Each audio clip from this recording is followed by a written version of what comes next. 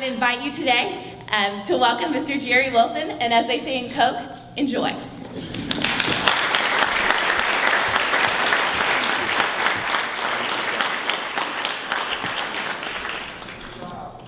Great job. Great job. Well, thank you, and it's great to be back in Athens. I've never presented in front of an audience that actually knows me. So this should be an interesting day. And I'm honored to be here. I want to start by acknowledging and valuing my father, who's here today, Jerry S. Wilson I.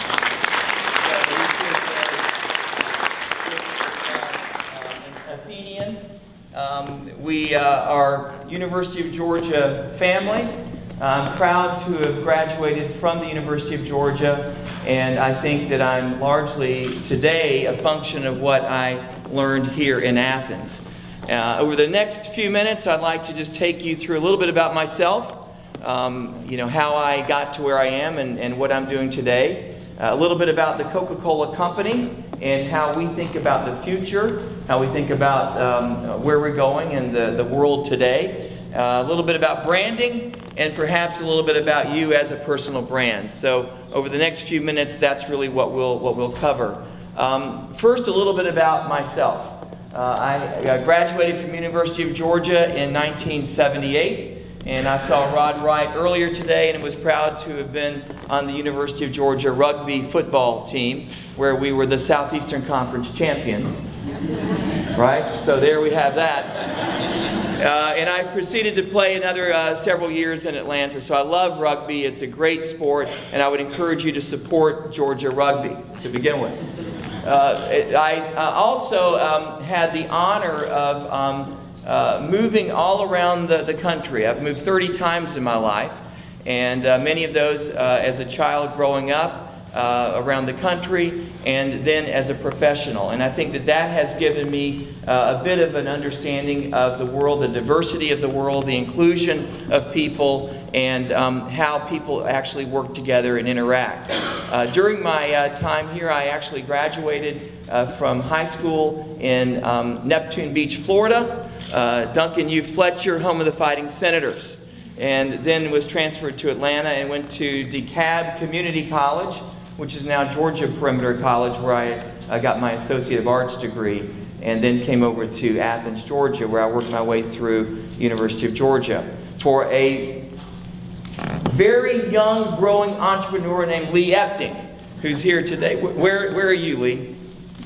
Lee and I, it's great to reconnect with Lee and his boys, one of whom put dough in my hair as I was his cook at the station restaurant.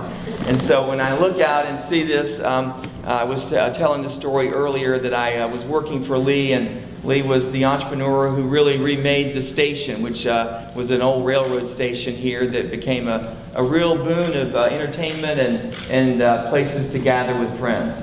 And he had an opening for someone who needed to pick up the beer cans in the morning after all the fraternity and sorority people enjoyed Miller Lite the night before. And so I started an entry-level job with Lee, and the big opening came when the dishwasher quit. An inside job with a uniform, you know.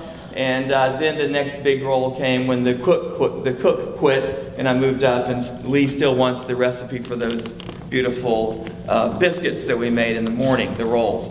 From there, I graduated and went to work in Atlanta, and I went to work for, at that time, Beaudry Ford, which was the largest Ford dealer in the United States.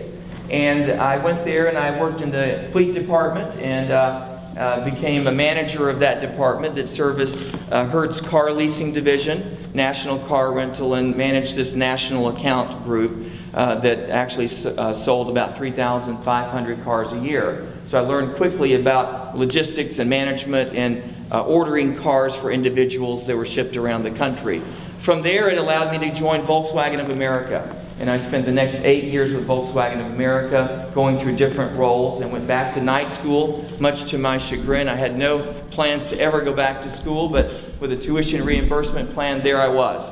So I went back and got my MBA at night at Mercer University, and rose to brand manager of the United States for Volkswagen and had several positions there. And then 23 years ago, I had the opportunity to join the Coca-Cola Company. At the time, I was actually pretty far along in the automobile business and was doing pretty well at the time, and chose to leave that mountaintop, if you will, and go down to an area account executive at the Coca-Cola Company. This was another entry-level job, calling on local customers, calling on those types of accounts like the station where we were serving Coca-Cola products. And I learned from the grassroots about our customers, about their business, and learning to manage their particular interests with the Coca-Cola Company. Over the ensuing 23 years, I grew into various roles, and today I serve at the discretion of our CEO, Muhtar Kent, and the Board of Directors as a Senior Vice President and Chief Customer and Commercial Officer. But I am still the guy who washed dishes for Lee Epting. I'm still the same person, and I think that's part of the story, is that you don't need to compromise who you are, your values, and your own principles to succeed in life. And that's what we'll get to in a few minutes. Now, the Coca-Cola Company is a great, great company. It's the most valued brand in the world. Coca-Cola alone is valued over $70 billion, one brand. And today we will serve 1.7 billion consumers in 206 countries with hundreds of bottlers and 20 million customers outlets. And it's so big that it's hard to get your mind around. But the product of Coca-Cola is merely a global brand that does business locally. One consumer at a time, one customer at a time, one country at a time. And we have 800,000 associates out there that are growing our business every single day. And that's what allows me to be as confident about the future as I am today. I'm ultimately accountable to our CEO for 20 million customers, which is a daunting thing to think about until you realize there are 800,000 people that are actually out there making great things happen. And so I focus a lot of my time on the road. I spend about 70% of my time traveling around the world to be with our customers, to be with our people, and to build the capabilities of our bottling system to win, whether it's route to market, supply chain, sustainability efforts, or just how we look in an outlook. Now, as we think about the 2020 vision and the world in 2020, this will be an extremely different world than we see today. For example, we don't expect to have one superpower. In fact, that's already a thing of the past. The idea that the U.S. is the superpower is no longer true. There will be many superpowers. We're putting a lot of our energy in Brazil, Russia, India, and China, but we also have the next 10 areas, whether that's Vietnam, or Indonesia, or Malaysia, or other parts of the world that continue to grow. We also know that the world will be $20 trillion richer. Now, it's easy to think in the CNN daily AC360 lifestyle that we live in that the world is in complete free fall. But the fact is the world is growing and the economies are growing very strong around the world. We'll have 8 billion people, and just this year alone, 65 million people will be moving into urban areas. That's the equivalent of a new Berlin every 19 days. And as we think about the mega trends that excite us about the future in the next decade, it simply is that we'll have more consumers with more money that are able to buy more things. And that's great for everyone in the Terry College. That's great for everyone who's looking for careers going forward. What does that specifically mean? We expect over 850 million people by 2020 that will be going into urbanized areas. That means going from small villages to larger villages, from larger villages to small towns, from small towns into small cities. Now, let me be clear. That will also drive middle class. Almost 1 billion people will enter middle class. But when you think about middle class, this is not Buckhead. This is not Lenox Square. This is not, the University of Georgia bookstore. This is people that now have running water. They no longer rely on an animal for transportation. They no longer worry about ice to keep their food cold. They might actually have one piece of electrical refrigerator in their own home. And that's middle class. And as we look at this middle class growing up, it's going to also come with higher per capita incomes. And so when we think about higher urbanization, larger middle class, and more per capita income, this bodes very well for our future. And as we think about the 2020 vision, which is what I'm holding in my hand, we have a very clear strategic plan on one sheet of paper that we built in 2008 with our bottlers. And it's important that we have a system vision about where we're going. Not a Coca-Cola Company and not a bottler vision. We are, in fact, a franchise business, and we do business through our bottlers. But what you see in our vision is the ambition and goal to double our business by 2020, to have 3 billion servings a day in 10 years in a company that took 125 years to get to that point.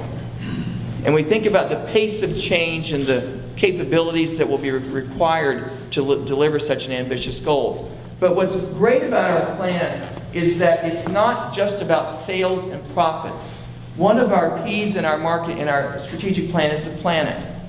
We know that we have to be even better stewards of the global planet, the sustainability, water shortages, and making sure that as we produce twice the amount of beverages, that we do that in a water-neutral business ambition.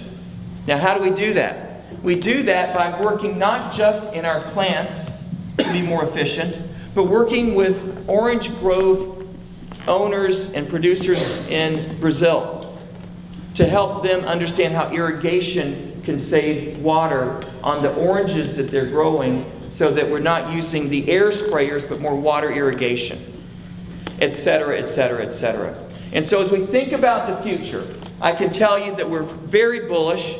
We have a plan. And the question I would have for you is, do you have a plan? What is your 2020 plan as a person, as an individual?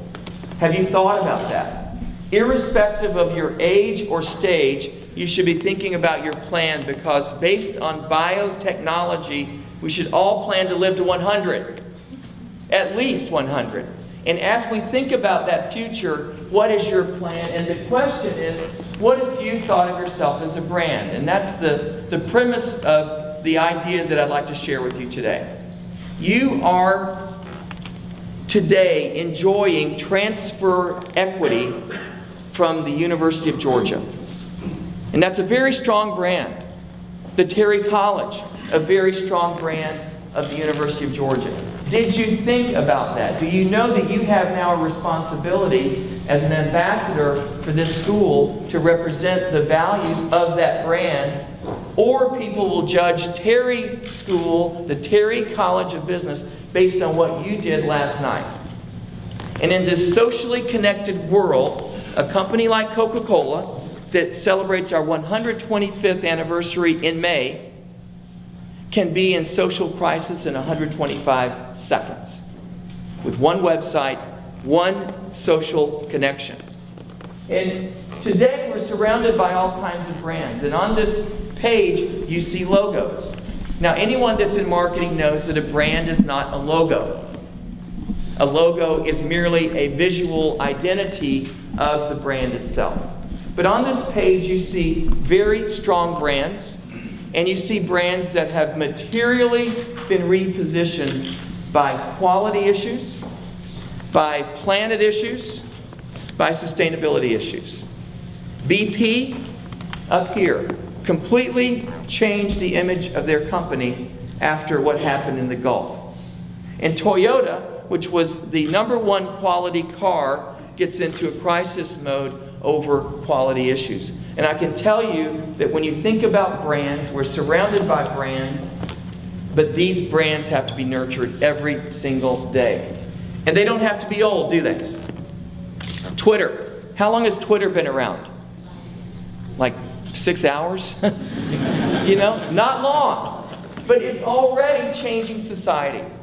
In the job that I'm in the last 30 days, I've dealt with a Tunisia situation that went to Egypt, that's gone to Bahrain, that's gone over to Libya, that now includes a Japanese earthquake. That's what I've been working on for the last 2 weeks. And a lot of that is being supported, driven, led by this revolution, this online revolution. So today I'd like to propose the idea that you have the opportunity to think of yourself as a brand, to unleash the power of brand you. Now that doesn't mean that you have to completely reinvent. It may mean you just want to take a little more risk. Stretch yourself. Think out of the box a little bit, or maybe even just have more fun. And frankly, that's what led me to the idea of managing brand you about 4 years ago. About 4 years ago, I began to play with the idea after almost 30 years in brand marketing. What if we thought of ourselves as a brand, and could we take some of the principles of consumer, professional, product brand building and put them to work for us as people for personal branding? And the idea was already out there, but there really wasn't a process people could follow to do that. Now let me start by making like 50 disclaimers. This is not about dress for success, even though I'm wearing a suit today. This is not about copycat marketing, and it's not about self-promotion. It's about finding what is truly you on your inside, your passions. Finding those gifts and allowing those to come forward in how you live your life. Notice the book's name is Managing Brand You, 7 Steps to Creating Your Most Successful Self. Not 7 steps to getting a better job, or 7 steps to making more money. Because if you are a successful self, the rest will follow. Now, some of the greatest brands out there today were actually rejected early in life. Bill Gates. Does anybody know about Bill Gates? A Harvard dropout. You know, probably the original nerd, before nerds were cool, right?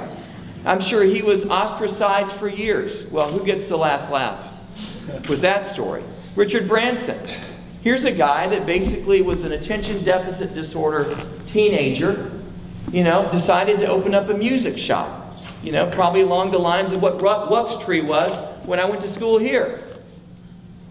Richard Branson today, same long hair, same guy, in Davos talking about economic forum, economic issues, international, Virgin Empire, and now owns islands in the Virgin Islands. So you don't have to be untrue to yourself, and I would submit to you that people that try to do that generally don't succeed anyway.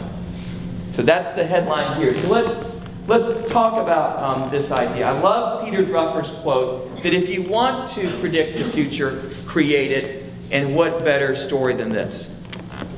600 million people are a member of Facebook. Now, what's fascinating about Facebook is when Facebook was originally invented, what did people think it was? Kind of a dating service. Right? I mean, at its core. What is Facebook today? The sky's the limit.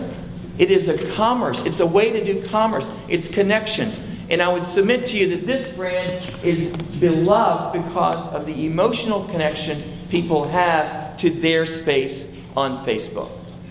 Now, let's start with a kind of branding 101, okay? So the idea for today is that a brand is nothing more than a promise plus the experience which creates a relationship. And so if we go to McDonald's and we order a meal at drive-thru and it's delivered by a friendly person, it's hot, it's accurate, it's a good value, it takes a couple of minutes, and you drive away, it's been a good experience. If you get down the road 2 miles and you ordered a hamburger and it's a fillet of fish, the experience is not good. And so this simple notion of branding starts with what is the promise, what is the experience, and what is the relationship. I love Tony Hsieh. Who knows this Zappos? Who's a Zappos fanatic? Okay, it's okay, men. Zappos, Tony Hsieh built the company, sold it for a couple $100 million, right? In early 20s. That's like really good. He then went out and ventured out and invested in some companies and firms, and he was an interesting fellow. It was during the rave periods where you would go out and party all night. He loved raves. He bought this building and he built his own rave place where he could go rave. Well, the money got kind of, I guess $200 million doesn't sound like it used to be. So one of the One of the companies he invested in was this company called Zappos. And a friend of his said, you know, the shoe business is a $4 billion business. We should get a piece of that action. It's like, shoes? How boring. I mean, shoes? You got to be kidding me. The thing with Zappos that's fascinating is Tony Hsieh in 2009 did something very interesting with Zappos. What happened in 2009 to Zappos? We're the business people here. It was sold. Amazon. Who bought it? Amazon. Amazon. What was this company sold for? 1.2 billion with a B dollars. Now, shoes, commodity, interesting. Not a commodity at all. He changed the entire experience. The most important thing in shoes is satisfaction. A fit, which historically you would do at a shoe store. And what did they determine they were going to do? Core competency, logistics, supply chain, and delivery and customer service. 364 days after you order a pair of shoes, you can do what? Return them. A full year, free of charge, no problem. His people that work in the customer service center, which normally are tracked by metrics of how many minutes per call, have no metrics of minutes per call. The longest running hour is 9 hours on one phone call to help a person find the right pair of shoes. And the culture supports that kind of customer service. Zappos.com, Tony would say to you, we're no longer in the shoe business, we're in the customer service business. It's a culture driven by profit, plus passion, plus purpose, great promise, great experience, great relationship, very little advertising. The second lesson, great brands focus and sacrifice. They don't try to be all things to all people. And what do we do as people, especially women? What are you trying? You're trying to please everybody. Make everybody happy. Great brands don't do that. They know their target audience, they focus on their target audience, and they deliver against that target audience.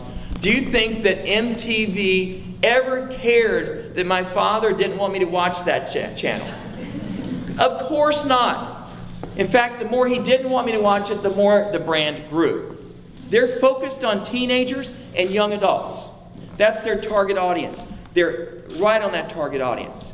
And they focus and they win. And today, 30 to 40 million teens associate their brand and badge with MTV. This brand, I love this brand.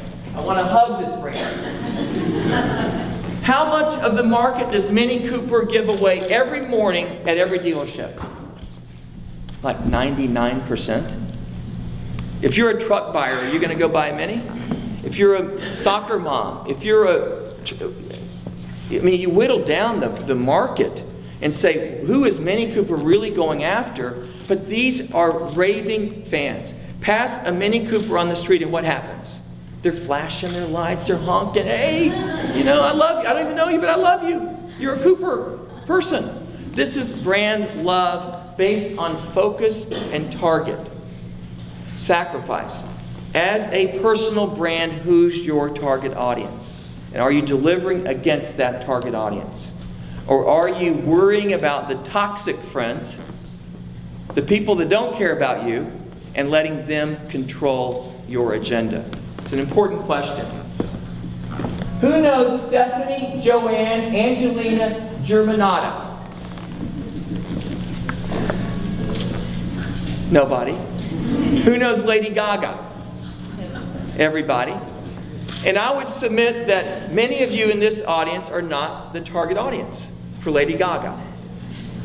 But in 2010, Lady Gaga, Billboard Musician of the Year, #1 seller of albums, as we used to call them, downloads today, whatever.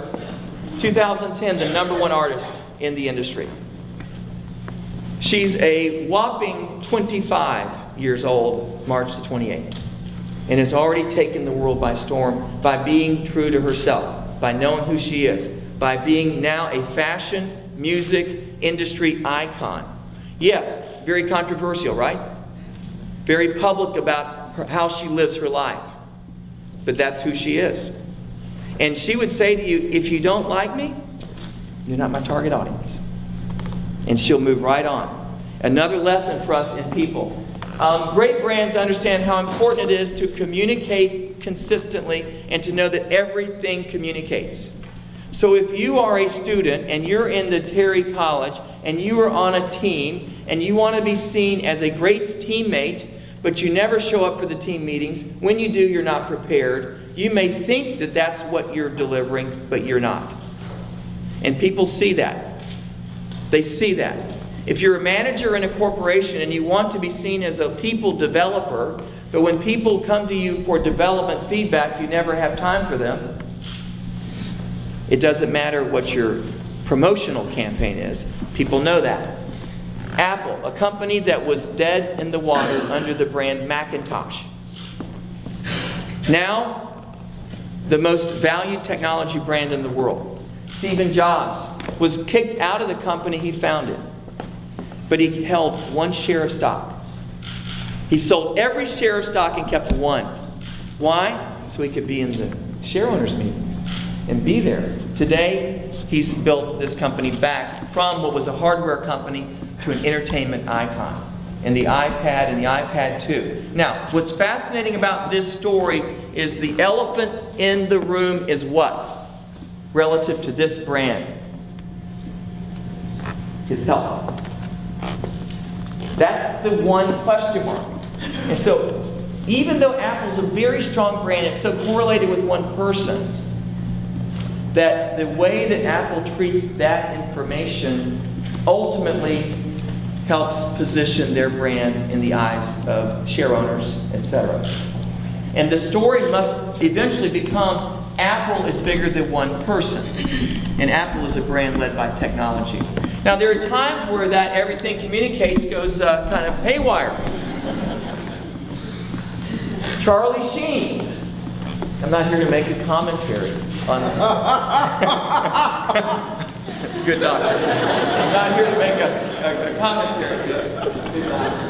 But I will say that tickets are on sale for his most violent torpedo of the Truth tour appearing in Atlanta, Georgia. And so what you have here is Charlie Sheen, who has gone off on this area, and under the heading of everything communicates, I'll let you draw your own conclusions. One important message here is that authenticity is probably worth more today than it's ever been. Now, what does authenticity mean? It means being real.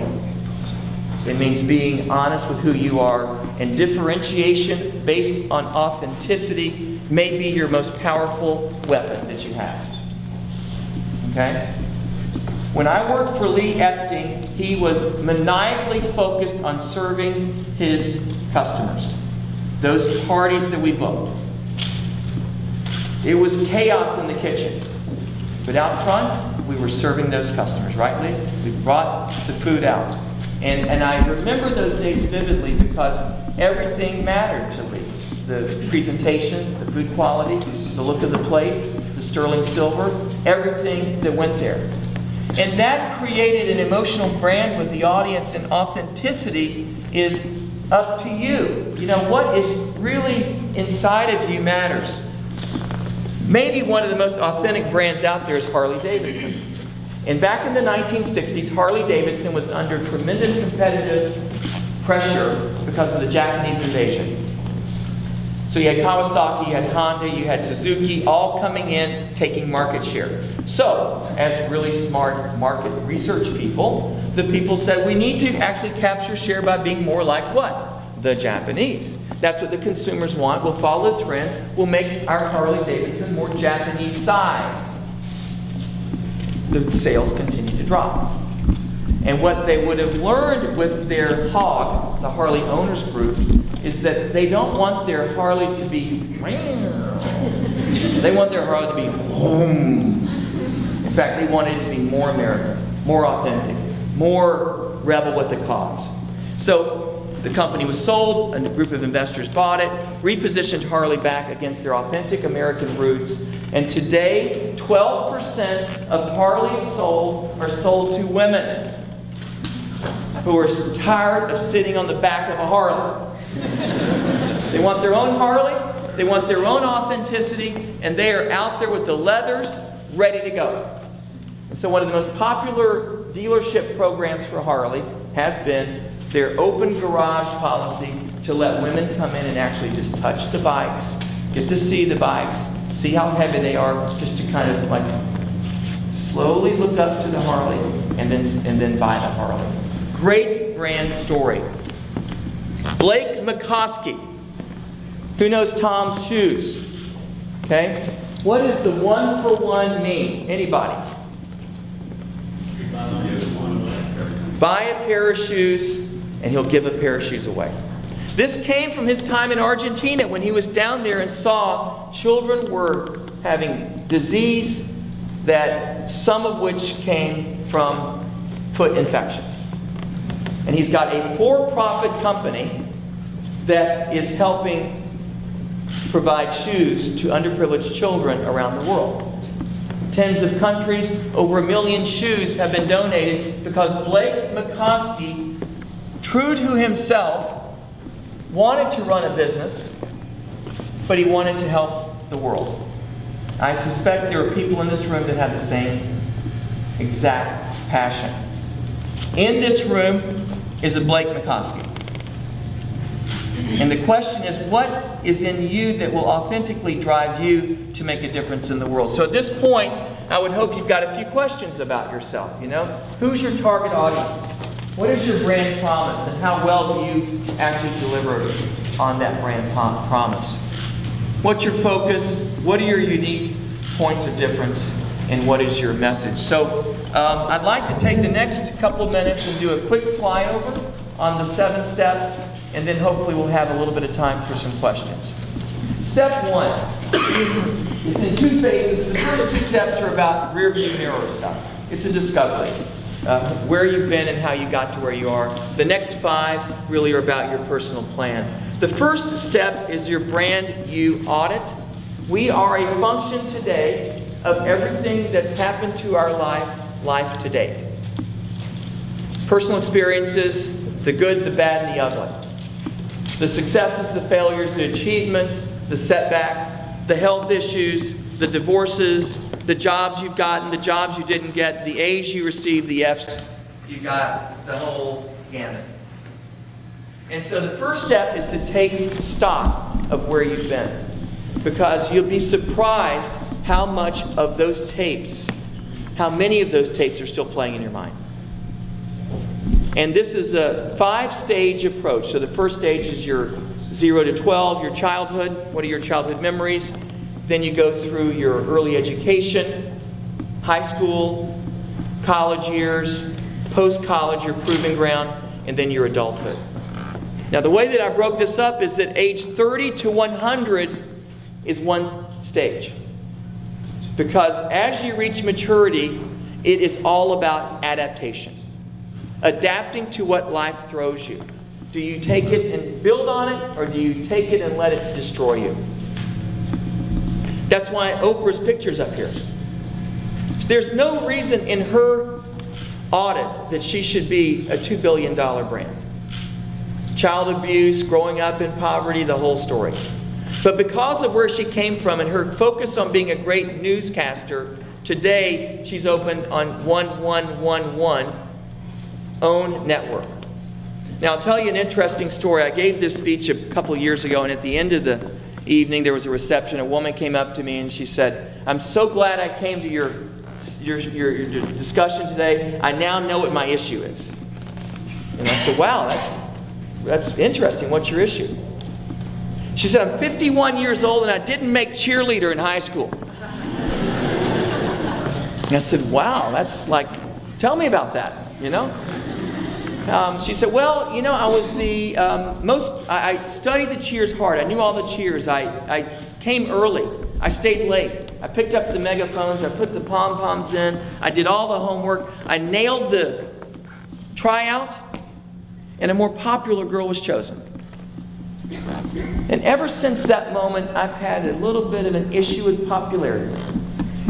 If you're more popular than I am, I just automatically don't like you." And it goes back to missing a cheerleader. Now imagine the anchor she's carried around for 35 years. Wow, you know? And imagine the power of cutting that anchor.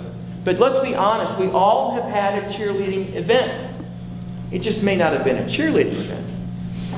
The question is, how do you take life's situations and turn them into a life learning and turn them into success? Okay? The second step is your brand image, and this is pretty simple. This is the total perception others have of you today. When I show you a picture of Volvo, what's the word that comes to mind? Safety. This brand is very well positioned, and it's all about safety. If Volvo comes in 6th place on a styling Consumer Reports statement, does that hurt their brand image? Not a bit. If they come in 5th place on a crash test, the brand is in trouble. Okay? Now, relative to your image, it's amazing how you send out signals to create your image. So in this case, if you send out a quick SMS text, and it's riddled with all kinds of mess, or an email, I can't believe you did that, you know, all caps, bold, you know, and I receive that, I'm receiving your anger. You may have sent your urgency, but I received your anger. And what am I going to do with that now? Forward. To whom? To anybody that I want to show what a jerk you are.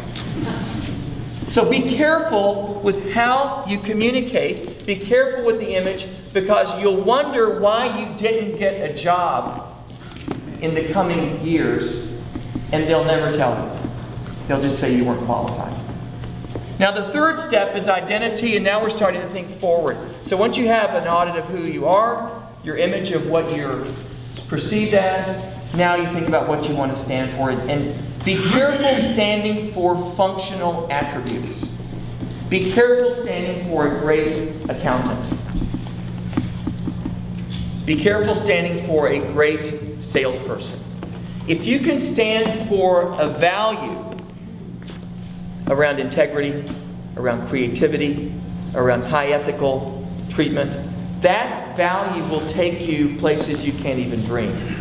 But if you're a salesperson, you're always looking in one spot in the job classification section, aren't you?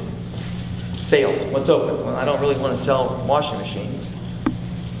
Whereas if you're a high integrity player and you're a creative person, you can go in the restaurant business, you can go into the technology field, you can go into any field that you deem appropriate for your own internal values. The next step is positioning, and this is where you actually write a positioning statement that addresses your target audience as to how you want to differentiate yourself. Now we'll have a couple of different target audiences. You'll have your partner, you'll have your close friends, you'll have your family, but you may have prospective employers too. And how do you want a prospective employer to view you when you're one of 50 or 100 or 1,000 applications coming in? So the trap here is that you hold yourself to the job description that you're in. So if you're a professor and you write a job description on being a professor, you will deliver against being a professor. At the Coca-Cola Company, there's a job that's called the Chain Operations Manager in our food service division. And they would need to know in their job description about fountain equipment, about service, technology, engineering, how to install equipment, how to take equipment out, and how to serve a quality drink. That's the job description. But let's talk about two different people. Person A's positioning statement is, to my manager, I am meeting the requirements for my job that delivers against my department's goals because my performance review said so. And that's a kind of simple way to think about the positioning statement. But imagine person B that says, to my customers, I am their chief operations officer who brings unique business solutions to their company before they know they need them. That has resulted in the Coca-Cola Company being named Supplier of the Year the last 3 years. Now that's the same job description. But two people attack it very differently. One is about their customers, one is about their boss. One is about Supplier of the Year, one's about an annual sheet of paper, performance review. Think about your job description. If you're a student today, how many students are here today? It's okay. You're not in trouble. Think about your positioning to your professors. Because they see it. They just don't tell you about it. Are you coming to class to learn, or are you coming to class to just, get by? And I think you should think about that moment, that learning moment, and how much investment your professors are putting into you. And if you're a professor, you should think about places like ratemyprofessor.com, where that's a real image statement about how students view you when they're okay to talk freely. It's just an interesting world out there, and if you look for it, you'll find how you can expand beyond your job description. The home stretch, you've got to have long-term goals. And I don't mean specific, but where do you want to be in 10 years? How do you want to be viewed in 10 years? And then take that long-term goal and bring it forward into short-term action plans. The great thing about the goals is once you have a goal to help you achieve your positioning, to achieve the identity that you want to be standing for, you can then assess your strategies. And the most important thing in looking at strategies is assessing your strategic options. What are the options that you have to achieve the goals? And you'd be surprised how narrow-cast we can be in looking at those various options today. And then finally, you've got to implement. You've got to have a plan on your organizer with actual steps you're going to take to build brand you. Now, here's the watch out. Remember the cheerleader? Remember the 51-year-old? Her action plan would say something like, I'm going to start going out with popular people. I'm going to break down that barrier. Here comes the little gremlin. Remember, you did that when you were like 15. Why are you thinking you can do this again? But you have to get yourself to be comfortable with little baby steps. So if your goal is to be a more confident speaker, don't sign up for Carnegie Hall the first time. Go to the garden club and talk about roses with 6 people. But start somewhere, take action, and learn as you go. Learn as you go. I would tell you that everyone in this room is a brand. And every one of you has a gift that you can bring out. And society needs those gifts more than ever. And details do matter. In conclusion, the one piece here is position yourself or others will position you. And I would submit that if you position yourself relative to authenticity and differentiate on what makes you unique, you can win. The final story, and then I'll be done. Dean. I had a person work for me years ago who was probably one of the most intelligent market researchers that I have ever worked with. And he was an introvert. And so his former bosses had told him, I want to send you to Speakeasy. I want to send you to all these places to make you more of an extrovert. And every year he'd go through the same developmental plan. Go on, learn how to speak in public, learn how to do this, learn how to do that. All right. And every year. So I was working with him, and I got to know him, and I taught. I said, what makes you tick? Well, I like this research and all. I said, would you be willing to write a white paper that we can distribute about your techniques? Because you're so good at this. He said, yeah, I'd love to do that, right? He said, but my development plan probably needs to be, going to some speaking class. I said, forget the speaking class. That's not who you are. You're a bright person with a great brain that you want to share. When he started writing his white papers, his brand grew tremendously. And he's still an introvert. He never changed who he was. And so don't let people tell you that you can't, you shouldn't, you won't, you will not. I'm a junior college graduate who washed dishes for a successful entrepreneur who's the same guy today that could still wash those dishes. That overhead Hobart, I could do it. But I tell you, if you just stay true to who you are, it's amazing how far you can go. So thank you very much for your time.